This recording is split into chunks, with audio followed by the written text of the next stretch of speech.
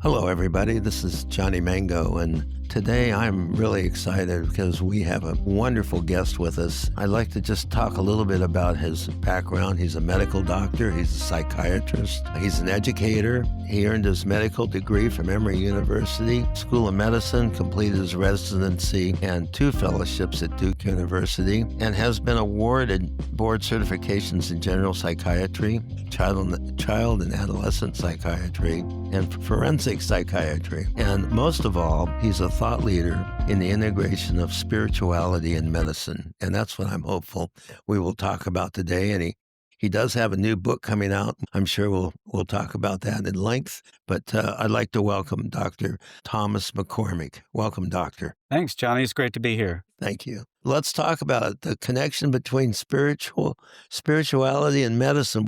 What brought you to that? Wow, that's a broad question.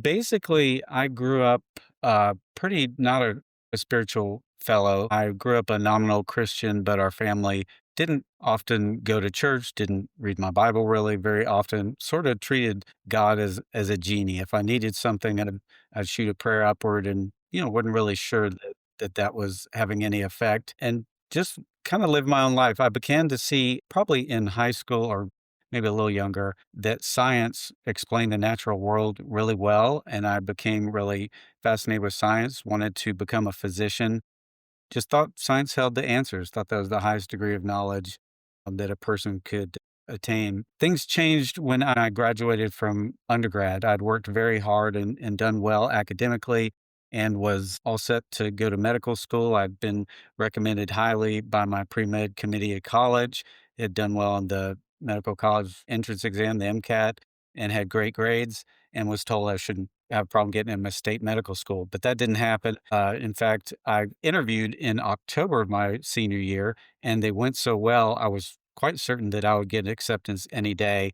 May rolled around, I graduated, still hadn't heard, which was unusual. A lot of times medical schools will place you on a waiting list if they think, he's not the top tier, but place might open up for him. And I was puzzled by all that. So I went home and was living with my parents and checked the mailbox every day, expecting that acceptance letter. Now June rolled around, and one day I went down to my mailbox at home and found a thin letter and knew that probably, and certainly it wasn't. There was a 2-line rejection in there, and everything that I'd worked for and aspired to for a long time seemingly had been taken from me. And I was perplexed, but I was also angry and saddened. And I just froze. I didn't know what to do. I didn't want to go back to my parents' house initially because I knew they would be upset. I just didn't want to deal with their emotions. And so I had my dog with me, and I just decided I'm going to walk around the neighborhood and clear my head. But I was tearing up and frustrated, and I didn't make it very far. Made it to the house next door, stopped in right in front of it, and I remember it like it was yesterday. I addressed the Almighty wasn't a very respectful fashion. It went something like this: What the hell? I've worked all my life for this. It was taken from me. I don't understand. I don't even know if you exist. I'm not sure that I believe in you, but if you do, I need you to show yourself to me right now. And I don't need you to necessarily get me into medical school, but if you're real, you need to show yourself to me, guide me, show me what you want me to do. And if you do that, I'll follow you. Totally not expecting any answer whatsoever. And surprisingly to me, immediately felt an otherworldly presence, just peace enveloped me words don't do it justice, but invisible arms is what it felt like wrapped around me and hugged me to a bosom. And it was the most intense feeling I'd ever felt in my life. And it was incredibly real. And when it was over, I just felt like everything was going to be okay. Circumstances didn't show that would be the case, but that's what I felt. So I continued on my 2-mile walk, came back, went up to my parents' house, and they were upset. And I remember my dad saying, "How can you be so calm?" And I didn't want to tell them what happened. I thought they might think I was crazy or whatnot, Yeah. or delusional. And so I just kind of kept it to myself. So they started working behind the scenes to try to get me a place, maybe pull some strings to get me in a medical school. I was on the wait list at one medical college. And another one that was in our state, I didn't even apply to because it was geared toward rural medicine and I wasn't really interested in that. But it turned out my mom was friends with the dean. She'd gone to high school with the dean from that medical college. She called him and he was nice enough to say, "Well, I can't guarantee Tom admission, but I'd be happy to meet with him." And so it looked like there was hope. I thought, I really am overqualified for that school, or so I felt, and I thought there might be a chance.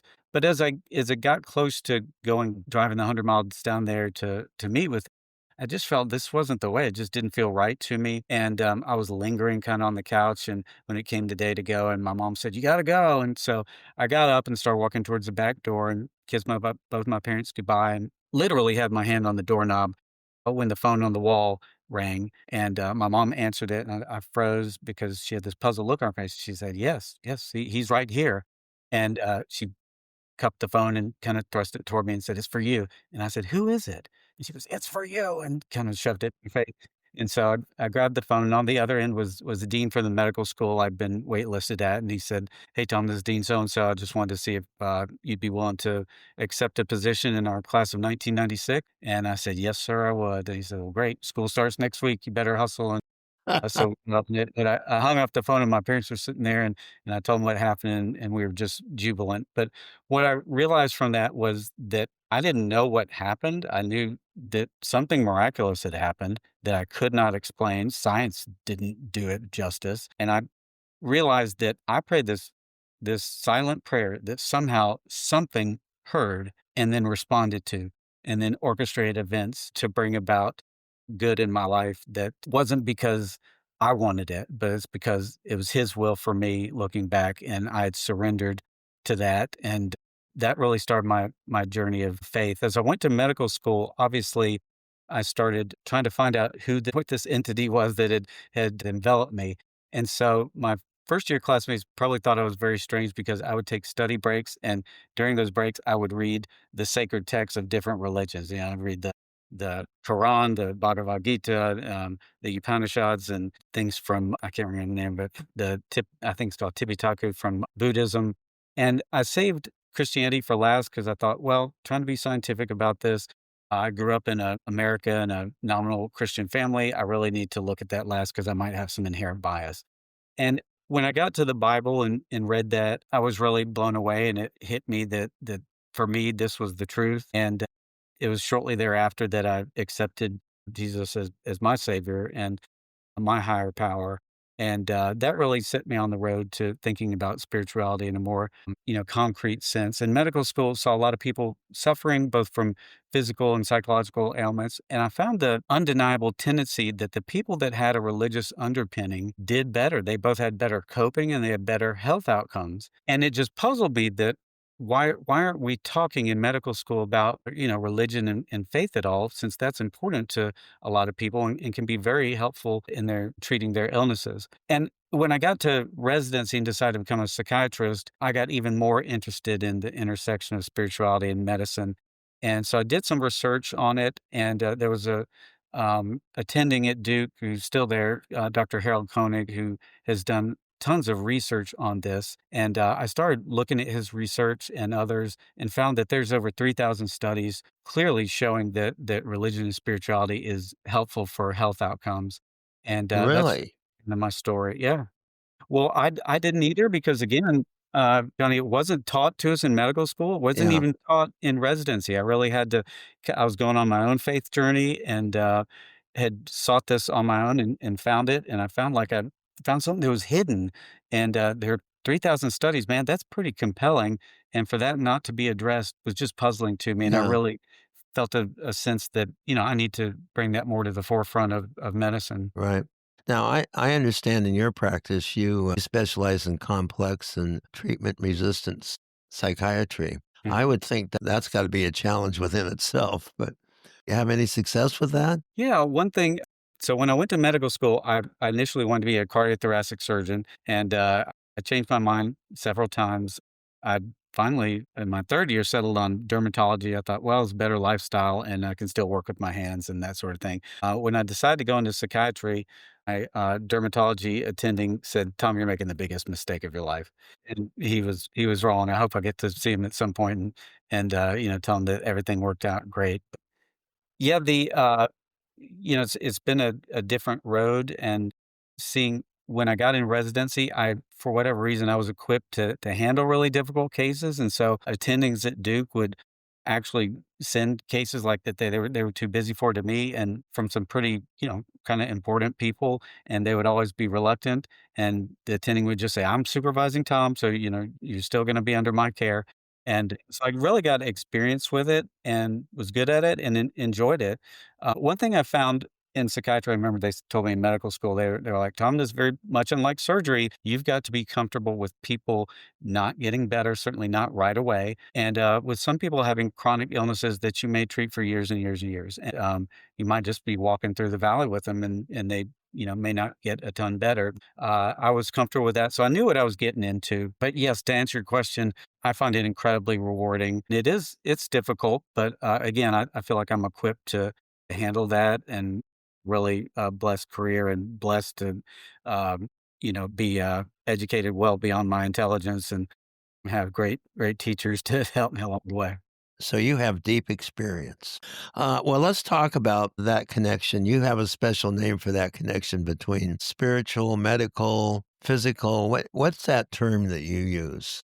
Yeah. So when we're in medical school, we learned what's called the biopsychosocial method. And George Engel came up with that in 1977. And he basically said in all healthcare tasks, we need to think of those three parts of the human condition. What's the biological component to whatever illness? What's the psychological component? And then make sure that people are having social supports. And maybe that's religion, but it certainly can be just, their work and their relationships and that sort of thing. And in the 90s, it started they tried to come out with what's called the biopsychosocial spiritual approach, and it never really caught widespread use again, which was puzzling to me. But I felt like the more I got into psychiatry, that the spiritual component was really neglected throughout medicine, not just psychiatry, and that it was an important aspect that we were overlooking. And so, really wanting to help bring that about in kind of a new paradigm, I came up with the term Ruachiatry, which Ruach means spirit, and iatria in Greek means the healing of. So this is a treatment of the spirit that again is neglected in medicine. Most doctors are well intentioned, but they tend to only talk about religion and spirituality if it's end of life issues. So when people are in hospice or they're in the hospital and they're really older people and stuff, they're like, "Oh, I'll call the chaplain," and that sort of thing, which is fine. But what about the rest of us that aren't dying imminently, at least? And how do we appropriate this part of medicine, this part of our being that's being neglected in modern medicine?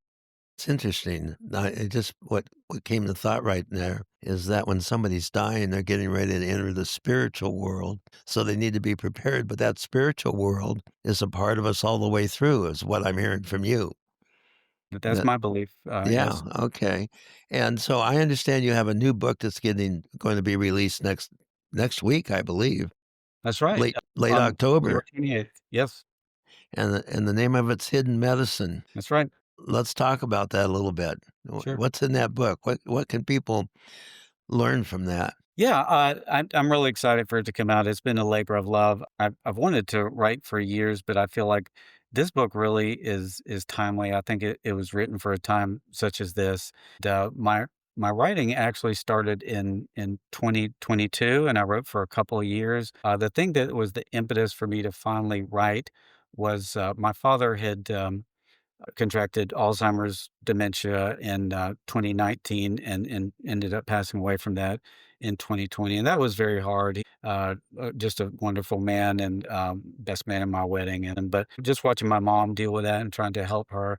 And then turned 50 that year and had medical problems really for the first time in my life, some of which were significant enough for me to have to take some time off of work, unfortunately. And then COVID hit. So all this kind of happened at the same time. And I started looking at more the spiritual aspect of things, honestly, for myself, just that, hey, I need to shore this up, this part of me up in order to deal with these pressures, and found it tremendously helpful. In 2022, I had some trauma with my church. I'd been attending there over 20 years, and there were some things that were, I look back and think is spiritual warfare. And because of the difficulty there, I decided to start writing because it became very practical and relevant to me, but the things that I learned, I wanted to pass on to other people. So I started writing then, finished it in, I guess, the spring or so of 2024. Didn't never written anything since college. Didn't know what to do with this 300 and something page manuscript I had. Didn't know if it was any good or not. And at any rate, I enlisted a friend. Our kids go to school together, and he's a professional ghostwriter. And I was just asking him for advice, and he offered. He said, "Hey, would you mind if I read it?" And I sheepishly said yes because I thought, "Oh gosh, he's a real writer. He's going to think this is trash." And to my surprise, he read it and he said, "Tom, I really think you got something here." And I said, "Wow, that's great, Brent." And he said, "It needs some polish." And he said, "I'd be willing to edit it for you. And then I think, introduce you to my publisher." And I said, "Oh my gosh, that sounds great." And so that's toward the end of 2024 is when all that happened. And then we've been working on it since then with the publisher, which is Greenleaf Publishing. Yeah. Finally, it's going to be coming out. So it's been a long journey, but I'm excited. So what's the message? What's somebody going to take from your book? Yeah. So the message, there are 3 parts of the book. The first part, is really to kind of I call it spiritual realities, and it's exploring some unseen forces, both benevolent and malevolent, that influence our lives. And I give some examples in there from my personal life, but also in treating patients over the years. Excuse me. What I really wanted to do with that, Johnny, was wake some people up to the reality, like you said before, that there is a spiritual life that doesn't end, or sorry, it doesn't begin when we pass away. It becomes, a lot more full, obviously. But our spiritual life is a very important facet of our being as humans, in my opinion, and it has been for millennia. So I really want to, I think with science and technology, the spiritual aspects of our being have been, really held down to some degree. They're just not looked at as important. It's not talked about as much. So I think now with what's going on in the world, it's a good time to wake people up to the reality that there is a spiritual aspect, and it's your job alone to decide, what you believe about that and what your higher power is. Or if you decide there's not a higher power, that's your right as well. But what I do is I encourage people to go on their own spiritual journey and figure out for themselves what they believe. The second part I call spiritual intel. This is the second third of the book. And here we talk about different aspects of, what I call there's a spiritual war going on that we didn't start, but we're embroiled in it nonetheless. And if we're not even aware of it, we're going to be cannon fodder. We're going to get shot and hurt unwittingly and kind of not know what's going on. But sickness is one of the things that's a result of this spiritual war. And that doesn't mean all sickness is due to spiritual. Of course, it's not, but some of it is. And it certainly can play a component in a lot of people's health issues. So just talking about 3 different kinds of intel that we talk about in the military, like tactical intel, knowing your enemies. So I have a whole section about that, a number of chapters describing that. Strategic intel, or if you have enemies, what are their strategies against us? And then the final one's battlefield intel, which I describe as the battlefield for this is the mind. And so obviously that's my specialty, and I go into great detail about how that can be affected. And the final part is called spiritual solutions. So here's where the book really delivers on its core promise. Came up with a practical 12-step program for spiritual healing that I call, as I mentioned before, Ruachiatry. And that's kind of the book in a nutshell. So a layman reading this book would get something out of it? Absolutely. I wrote it for laymen, and Yeah. I wrote it in language that I thought would be accessible. It's been edited probably 5 or 6 times. If I had big words in there, they'd take it Yeah. out and they'd be like, "Tom, you gotta, change this, that, and the other." But anyway, it really is readable. It's not something that people are going to get lost and be like, "I don't understand this." It's written for a lay audience. My hope is also, though, that it might strike a chord with the medical community and have some doctors realize that this is an important part of being that they've neglected, and get interested in maybe trying to have our medical schools and residency curricula, have this more a part of their teaching of young physicians. Yeah. One of the things I've experienced, I've had a couple different cancers in my life, and I have an internist and I have a dermatologist and, the list of doctors, right? And it's interesting to me how different they all are, how some of them keep to that 15-minute practice, and how others, I have one doctor it was my radiation oncologist, who will give you all the time you need. When you go to his office, he's going to be behind. You're going to wait a little bit longer, but when he's in with you, he's going to give you all the time you need. And very interesting to me. And I had a head and neck cancer, and what made me think about your book was that I had had another cancer, and he had treated me with radiation for that, and so 5 years later, I went back to him. I'd been diagnosed with this head and neck cancer, and I wanted a second opinion from him because he seemed to be very trustworthy and seemed to be a good doctor, and so I went to him, and he examined me, and he looked at the PET scans, he looked at everything, and I says, "Well, Gordon, what's your prognosis?" And he looked me right square in the eye, and he looked at me, and he says, "Johnny, I'm gonna cure you." And that had such an impact on me that it took all the worry. It was weird. It took all the worry away. It removed all the negativity of a disease. That those few little words made all the difference in the world. So It's amazing how just, a little bit of hope can make a big right. difference. Yeah. Yeah. So that's one thing I've learned in medicine is hope may be all somebody has. So never take that away. I think with dealing with the spiritual aspect of things, it really helps physicians look at things more holistically. You're right. Some docs spend just 5, 10, 15 minutes with you. And it doesn't right. It doesn't feel right most of the time for us. If I have a very minor Yeah. condition, okay, come give me my blood pressure medicine, whatever. But again, if you have cancer or bad psychiatric illness, for example, 10 minutes is not going to be sufficient to give you what you need. Oncologists usually are great, and it's by their training to realize that this is life or death. We're talking about somebody's life here, and they need hope because that gives them the literature about that and cancer outcomes is huge. So, yeah, just talking to you about the hope and we're going to fight this like heck and I'm going to cure you that alone makes a big difference, and but spending that time, you trusted him, right? He Yeah. earned that trust because he'd walked through the valley with you, and he'd spent time with you and gotten to know you and He had believed him. treated me 5 years before, and I'd go in every year for an annual checkups. I was used to seeing him, so this was kind of matter of fact to go in and get a second opinion. And yeah, it really had it just made the worry go all away. It all dissipated. I was able to think about, "Okay, let's just get through the treatment and move on." Yeah, You yeah, know? absolutely. I'm curious about spiritual renewal and health.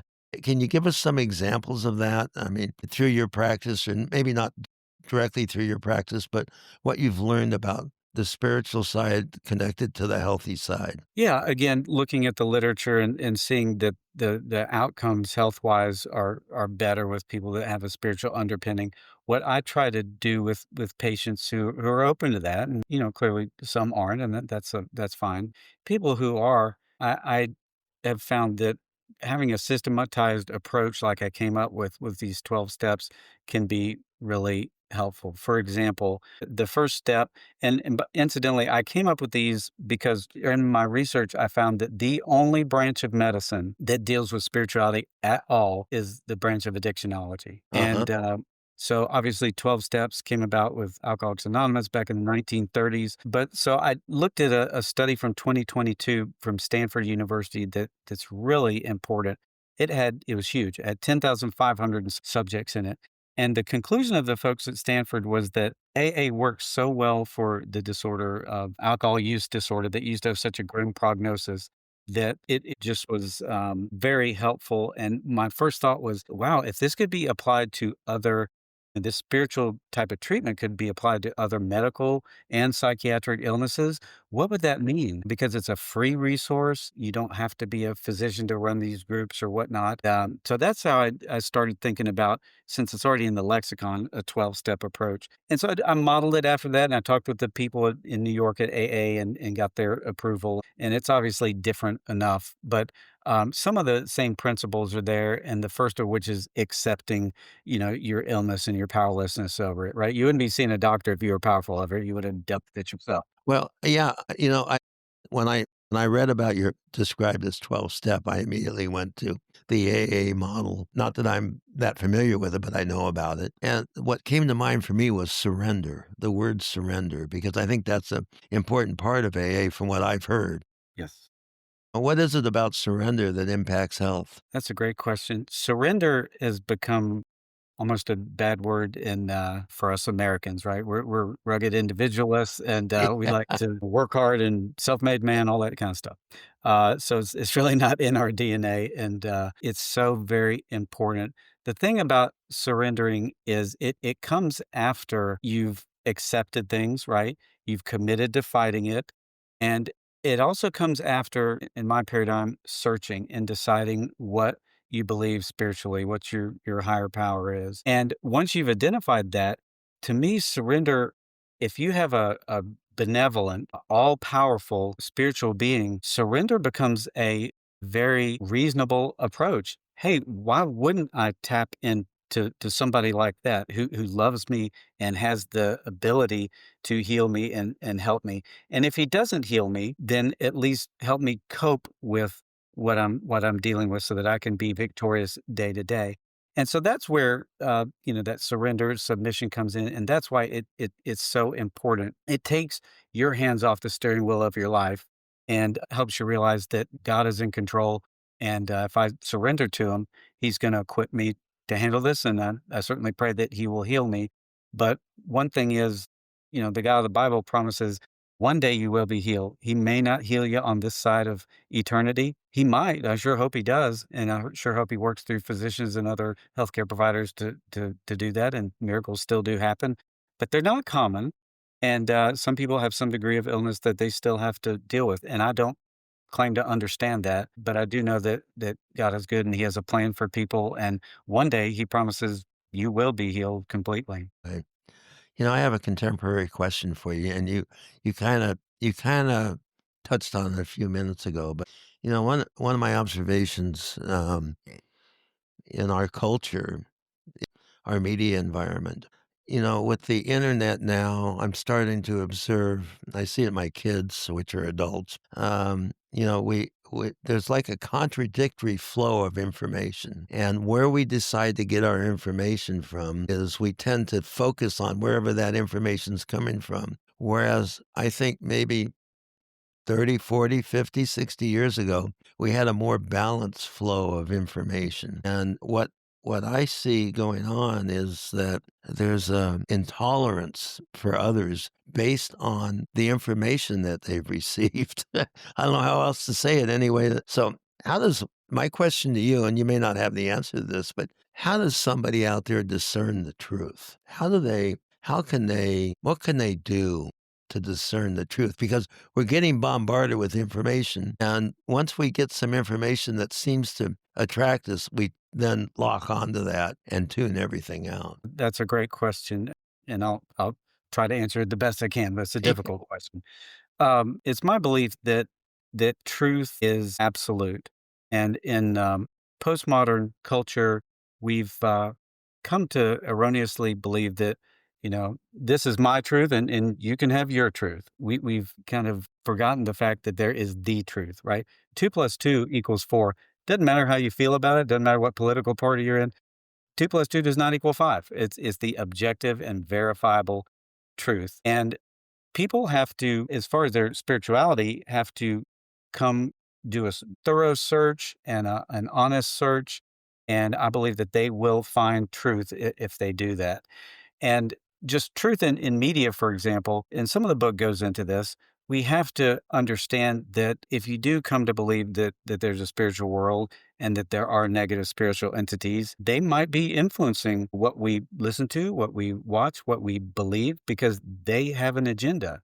And not just regarding our health, but just in general, there's a lot of disinformation, which is intentional, misleading information. And so, in this world where there's independent people on the internet and where there's increasingly political discord, because we used to have this moderate middle, and it ain't there anymore. It's really right left Yeah. polar factions, unfortunately, and the two call each other names and just can't get along. It's unfortunate, but it's the state of the world. And I think that causes people a lot of anxiety. And so they're looking for truth. But if they look for truth on shifting sand, I think they're going to be disappointed. So having a spiritual underpinning is so very important, because if you stand on that rock solid truth, it's not going to change depending on what culture says and what media says, that sort of thing. In fact, Step 10 that I came up with reads like this: we made a decision to forego or entirely relinquish any effort to gain understanding, knowledge, or wisdom apart from the orthodox teachings attributed to our higher power.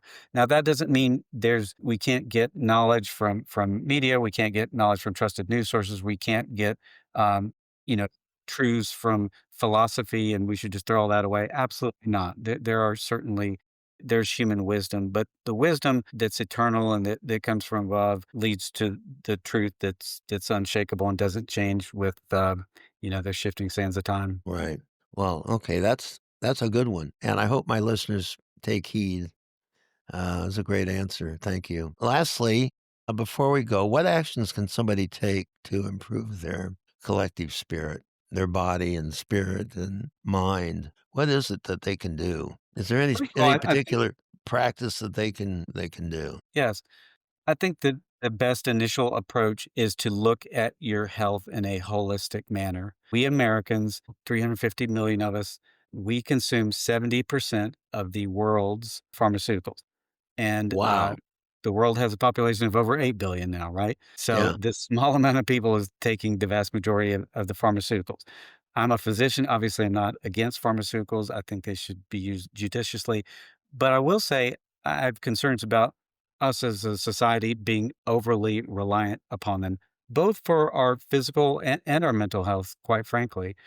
Does that mean, gee, we need to get rid of SSRIs, like, Robert F. Kennedy said? With all due respect, I do not agree with that, obviously. Are they overprescribed? They probably are, and, I think doctors need to be mindful of that, and if we're treating people holistically, right, if we're not just saying, "Hey, I got 10 minutes with you, here's Prozac, bye, see you in 6 months." If we're investing time with them and, helping them psychologically, but also spiritually, making sure they have good social supports, they probably gonna need less medicine or, be on it for be on a lower dose and for less amount of time and such. So I think it's really important for us to look at things holistically. When people come to me, a lot of times they're surprised, I'm a physician, but they expect me to, give them a pill. And a lot of times they're like, well, are you exercising? Well, no. Well, are you aware of the literature that shows that helps just as well for depression as Prozac? Right? Exercise is hard. Hey, I just like to take a pill. It's also with physical health, right? Hey, I'm overweight, and as a country, we are a lot of folks are overweight. Well, just give me the Ozempic, right? I don't want to exercise. Just give me the shot.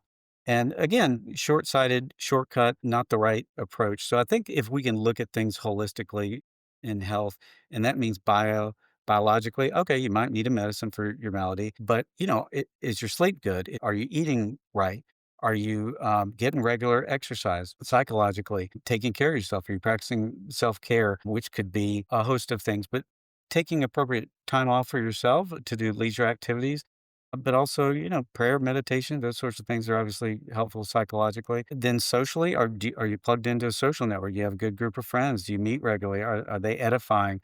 And for some people, that can be a church body. For other people, can be other things. But being plugged in, we're human beings and we need that connection. It's super important. And when people are sick, whether it's physically or mentally, a lot of times they're not as plugged in. They don't feel like doing it, or they're not able, or maybe there's some stigma. Other people are like, "Oh, I'm gonna leave him alone," that sort of thing. And then spiritually, and again, that's everybody's own personal responsibility, in my opinion, to find out what you believe spiritually and how that can be a help to you in life, but in illness in particular. Right, right. Well, I personally had that with my blood pressure. For some reason, my blood pressure started going a little wacky, and so my internist put me on some blood pressure meds and asked me to check it, period. So I went to the pharmacy and bought the little blood pressure thing, and one night it would just pow, up there, and, so I called him the next day and scared the hell out of me, to be honest with you. Yeah. And, he said, "Well, we're gonna increase your meds." And then I had a weekend, and then it came down, and then I don't know, a month or so later, I was over a weekend, and went crazy again. And so I called the office, and then the doc on duty said, "Here, I'm gonna prescribe something for you." And, so all of a sudden, I'm taking all these blood pressure meds, and now my blood pressure is bouncing up and down. One Yeah. minute it's too low, next minute it's too high. And I went back to my interns and I said, you know what? This ain't working. And he says, I'm going to send you to a hypertension guy, someone who really knows their stuff. And I said, great. And I walked in with all my meds and all my blood pressure readings. And he says, get rid of all that stuff. Really? He What was his said, remedy? well, he said that the way they were prescribing it on incremental, if my blood pressure went up a certain level, that I should take this med and that med. He said, blood pressure medicine doesn't work that way. He says, you got to take it consistently. So get rid of all this stuff. We're going to start all over.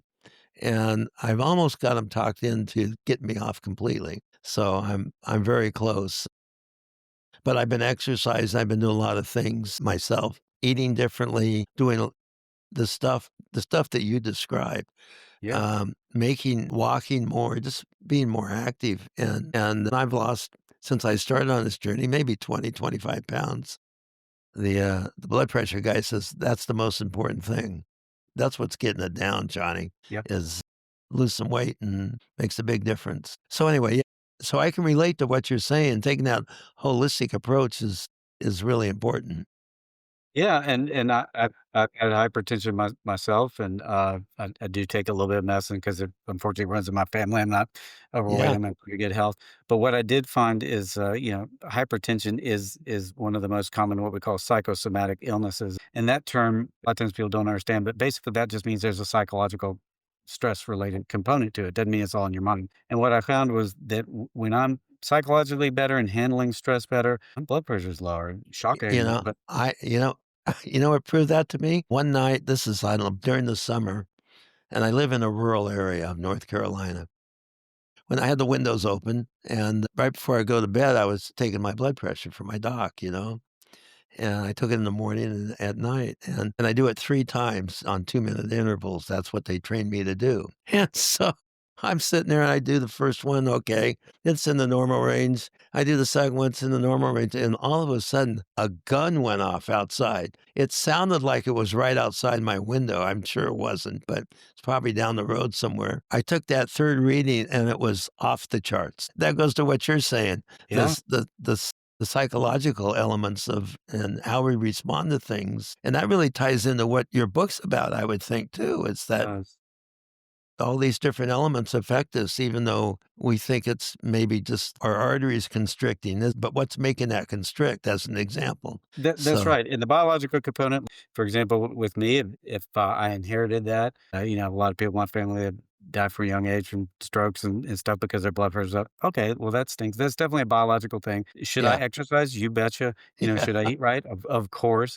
Is that going to get rid of all of it? No, but like you said, just a psychological component. I thought, well, I'm pretty healthy psychologically, but we can all manage stress better, and the world is stressful. yeah, And just being mindful that hey, when I'm under stress, my blood pressures have to go up, or it also lowers my immunity. I'm more likely to, get a cold or COVID or whatever. So yeah, it just thinking about all these things holistically, Johnny, I think is super important. I yeah, hope people take that away from the book.